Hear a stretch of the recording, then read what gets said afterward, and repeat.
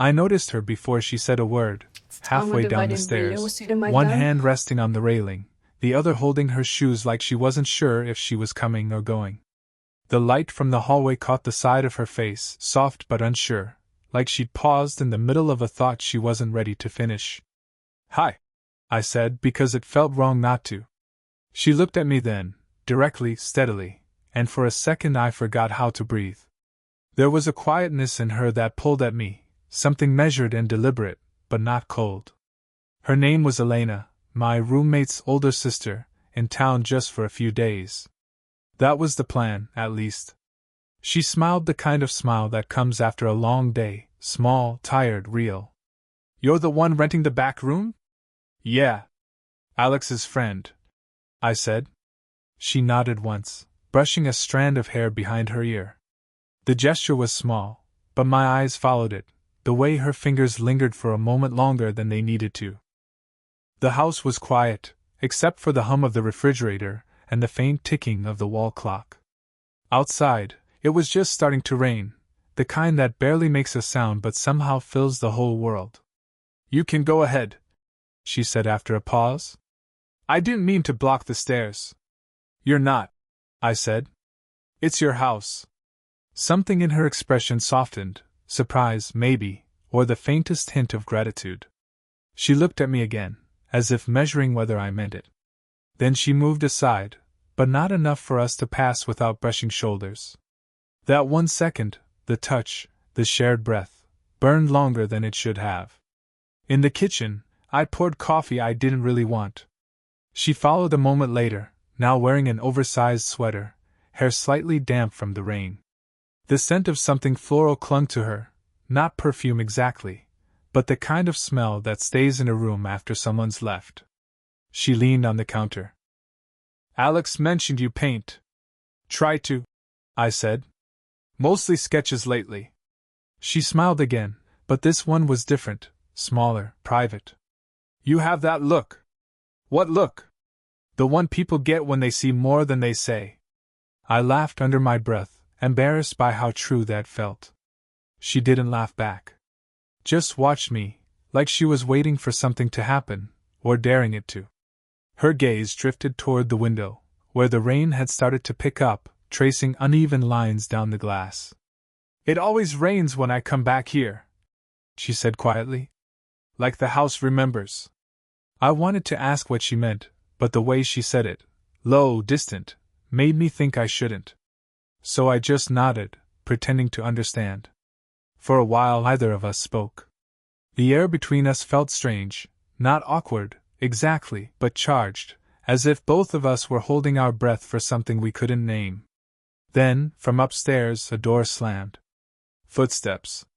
Alex's voice. Elena straightened, almost too quickly, tucking her hair behind her ear again. "He's home," she said, her tone suddenly lighter, practiced. But before she turned, her hand brushed mine on the counter.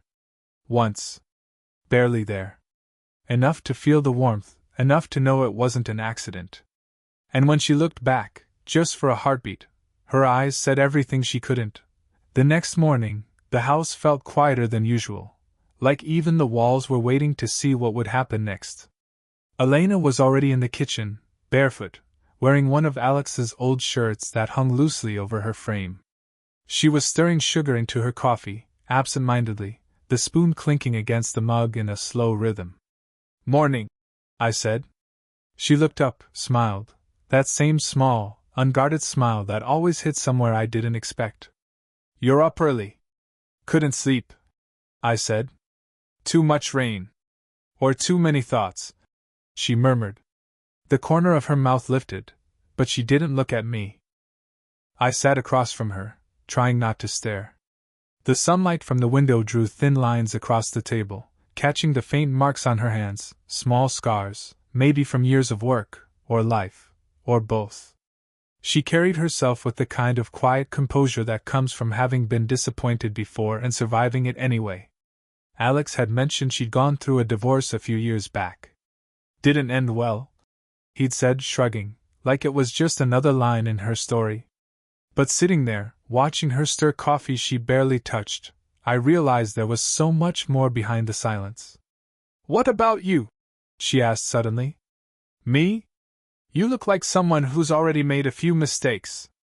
I laughed softly. "Not enough to sound interesting."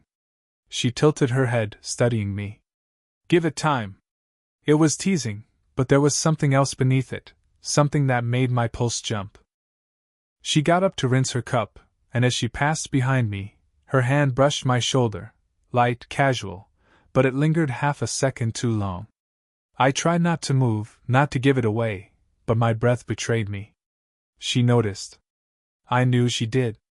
"I forget how young you are sometimes," she said quietly. It wasn't an insult. It sounded more like she was reminding herself. "I'm not that young," I said.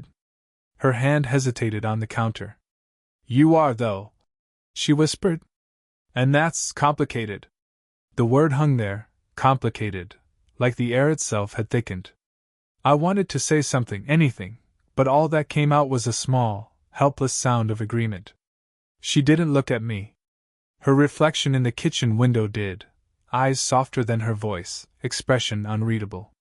"Alex will be back late tonight," she said after a pause.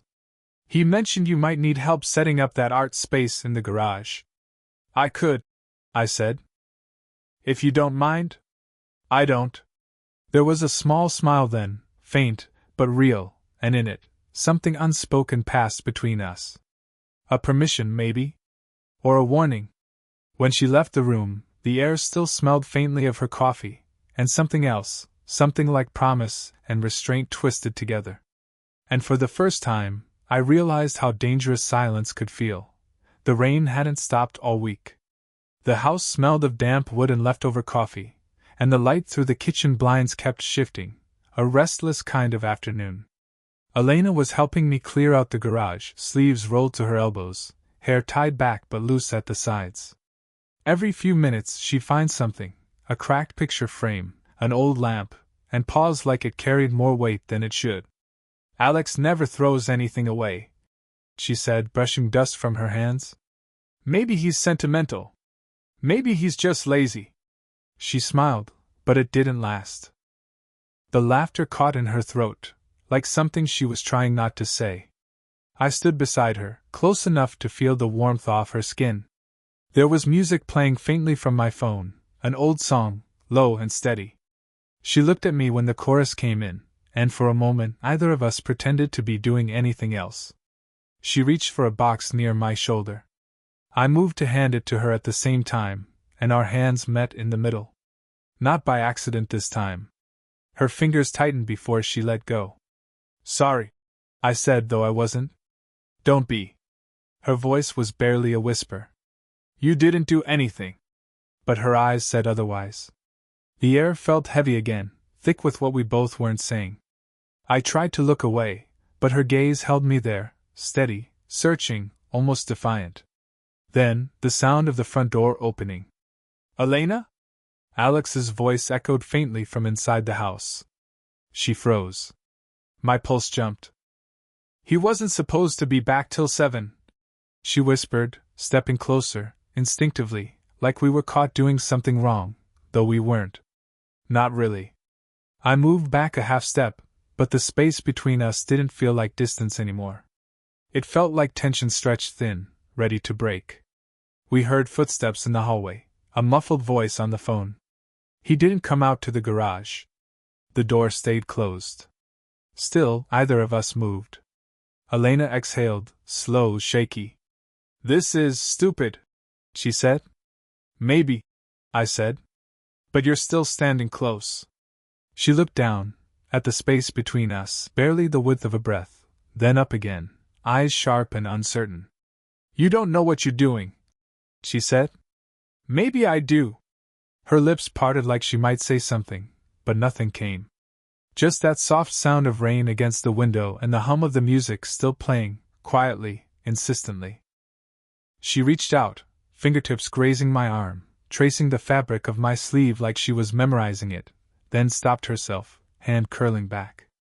"We can't," she said finally, but her voice had lost its conviction. I nodded, though I didn't move. She took a step back, then another, but the look she gave me before turning away was the kind that stays long after a door closes. And when the music faded, I realized my hands were still trembling from something that hadn't even happened. The storm returned that night, louder, impatient. The kind that makes the windows tremble, and the lights flicker like they're thinking twice about staying on. Alex had gone out again, leaving the house dim and too quiet. I was in the kitchen, sketchbook open but untouched, the graphite smudged under my thumb. Every time the thunder rolled, I half expected her to appear, and eventually she did. Elena stood in the doorway, wearing a loose cardigan over a dress that looked like she'd stopped trying halfway through changing into something more comfortable. Her hair was undone, still damp from the shower, falling unevenly over her shoulders. "You're still awake," she said softly. "So are you." I couldn't sleep.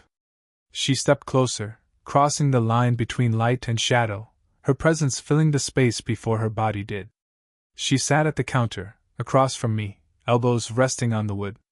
"You draw when you can't sleep," she said, glancing at the page. "Always the same kind of faces. People I can't stop thinking about," I said before I could stop myself. Her gaze met mine, steady, unreadable, but there was a flicker there, something fragile and dangerous. "Is that supposed to mean something?" "It already does." A pause. The kind that stretches just enough to feel like falling. She looked away, then back again, voice lower. "You have no idea how many lines you're crossing. Then tell me where they are." Her breath caught, almost like a laugh but quieter, the sound of someone tired of pretending they don't understand. I stood, walked around the counter. She didn't move. Just watched me, her hands clasped together on her lap. I stopped in front of her, close enough to see the faint pulse in her throat. "Elena," I said, just her name, nothing else, but it sounded heavier than any confession. Her eyes softened, but she didn't speak. I reached up, slowly, and brushed a strand of hair from her face. It clung to my fingers, damp and warm. She closed her eyes briefly, as if steadying herself. "This is wrong," she whispered. "I know." "Then why?" "Because it doesn't feel wrong when you're here." The air between us shifted, thicker, electric. Her hands, which had been resting still, lifted slightly, then hesitated midway. I could feel her wanting to touch me, to end the distance, to stop pretending. The thunder cracked again, louder this time. She flinched, instinctively leaning forward, her shoulder brushing against my chest. I didn't move. Neither did she. "Tell me to stop," I said. She looked up, eyes shining with everything she couldn't say. "I can't." I leaned in, slow, uncertain, close enough to feel her breath against my mouth, the heat of it mixing with mine. The world outside disappeared into the storm.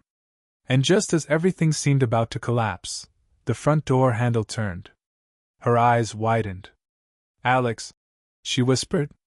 We froze, inches apart, every heartbeat louder than the thunder. And then the door opened. Alex's voice carried through the hall, casual and tired. "Hey, power's out up the street. You two still awake?" Elena stepped back first. Too fast. Her chair scraped the floor, that sound too loud for the small kitchen. "Yeah," she called out, her tone suddenly bright, practiced. "Just talking."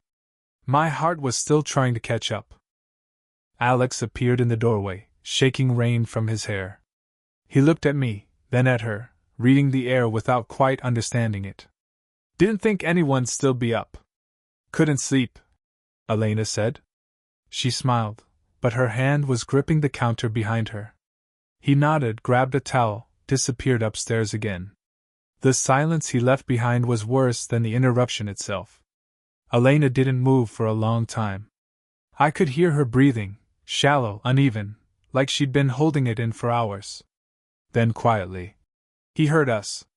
"No," I said, though I wasn't sure. "He did. Or enough to wonder." Her voice cracked just a little, not from fear exactly, more from the weight of everything that almost happened. I started to say something, but she shook her head. "Don't." When she finally looked up, her eyes were glassy in the half-light. You think this is about age, or guilt, or rules, she said, stepping closer, her words trembling. But you don't understand what he means to me. After the divorce, he was the only one who still called every day. I can't be the reason he stops. It hit me harder than I expected, not jealousy, not yet, but something close. So I'm the mistake again. She flinched. Don't make it small like that. I'm not. I tried to laugh, but it sounded hollow. Just trying to figure out what I am in this story. Her hand lifted as if to touch me, then fell. You're the part one didn't plan for. Outside, the storm had quieted, but the air felt charged, waiting for the next strike. She walked past me, brushing my arm, soft, deliberate, like an apology and a goodbye tangled together. The scent of her lingered. Elena, I said. She stopped, back still turned. Tell me you don't feel it. Her shoulders tensed. She didn't answer. I took a step closer, close enough that the edge of her cardigan brushed my hand. If we pretend nothing happened, it won't go away. She turned then, slowly, eyes searching mine, not angry, not afraid, just raw. Maybe it shouldn't. The honesty in her voice stunned me. Then what now? I asked. Her lips parted, breath unsteady. Tomorrow, she said. When he's gone to work. I'll tell you what this really is. And before I could say anything more, she walked upstairs, each step deliberate, careful, like she was holding the rest of the night together by sheer will. I stood there until I heard her door close, realizing the story I thought I was in had just changed, and whatever came next, there was no way back. Morning came slow, colorless. The rain had stopped, but the world outside still dripped, roof gutters, tree leaves, everything heavy with what it had just survived. Alex's car left before dawn. I heard the door close, the engine fade, then silence again. That kind of silence that isn't peace, just waiting. Elena appeared a little later, barefoot, hair pulled back carelessly, a sweater thrown over what looked like last night's dress. She paused at the edge of the kitchen doorway, eyes on me like she was trying to decide if I was real. You knew I'd wait, I said. I did. She stepped closer, arms folded across her chest, more to hold herself together than to block me. You shouldn't be here, she said, but she didn't tell me to leave. I pushed the sketchbook toward her, the one I'd been working on all week. You, I said simply. She glanced at the page. Her face there, half finished, charcoal soft around the edges. Not idealized, just honest. A little tired, a little beautiful, a little broken. Her breath caught. You shouldn't have. I had to. The words came out rough, low. The space between us felt too small now. The hum of the fridge, the ticking clock, all of it sharper, louder. She touched the edge of the page with trembling fingers. You see too much, she said. Then tell me to stop looking. She didn't. Instead, she closed the distance, just enough that I could feel the heat of her body through the air.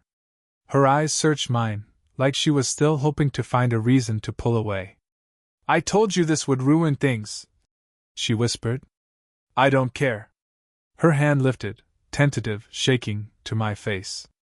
Her fingertips brushed my jaw, the lightest contact, as if testing the idea of what would happen next. My breath hitched. Elena, don't, she said, her voice cracking on the word. If you say my name again, I won't be able to stop. But her hand didn't move. Neither did I. The silence stretched, full and aching. I could feel her pulse through her palm, the smallest tremor running through her fingers. She leaned closer, so close her breath warmed my skin. You make me forget how old I am, she said, almost to herself. You make me remember what I want, I replied. Her eyes met mine, and in that single look, everything else fell away, the fear, the difference, the logic. Just the pull of something that had been building too long. Then, finally, she exhaled, a soft, defeated sound, and rested her forehead against mine. Not a kiss. Not yet. Just surrender. This is it, she whispered. I know. And for once, there was no hesitation left. She didn't step back. Neither did I. The storm outside had gone quiet, but inside, everything broke open, quietly, completely. Whatever line there had been, it wasn't there anymore. And in that stillness, we finally stopped pretending we didn't understand each other. The storm had finally passed for good. The air smelled new, that faint sweetness that comes after rain when everything feels rinsed clean but not yet dry. Elena sat by the window, a mug in her hands, the light falling soft across her face. She looked different somehow, calmer, lighter, though her eyes still carried that quiet ache of someone learning to breathe again. I stood at the doorway, unsure whether to speak or just keep watching her. She noticed me and smiled, small but steady. "You're awake," she said. "Didn't sleep much?" "Me either."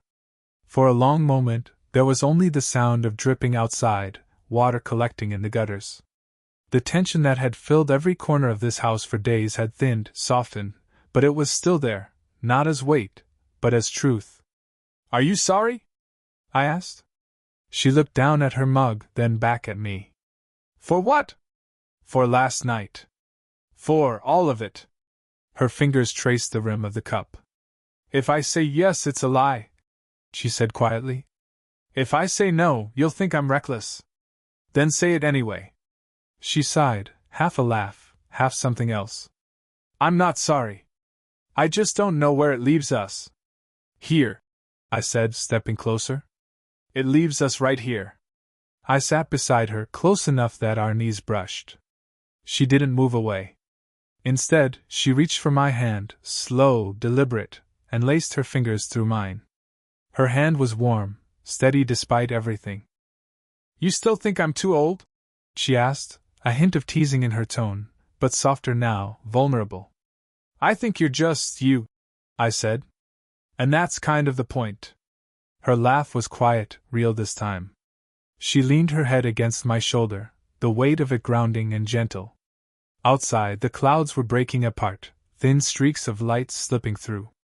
"I spent years trying not to need anyone," she said. "It was easier that way." "I know," I said. "You don't have to anymore." Her hand tightened slightly in mine. Neither of us said anything after that. There wasn't much left to explain. The silence felt different now, not heavy, just full. After a while, she turned toward me, her forehead resting lightly against mine, the smallest smile tugging at her lips. "Your trouble," she murmured. "Only if you let me stay." I already did. We stayed like that, quiet, breathing the same air, the same warmth. Nothing dramatic, no music, no storm. Just the simple truth that after everything, we were still here. She reached up, brushed her thumb along my jaw, then pressed a slow kiss to my forehead, not to claim, not to promise, just to say we made it this far. And somehow, that was enough. Did you enjoy the story? What kind of stories would you like to hear next?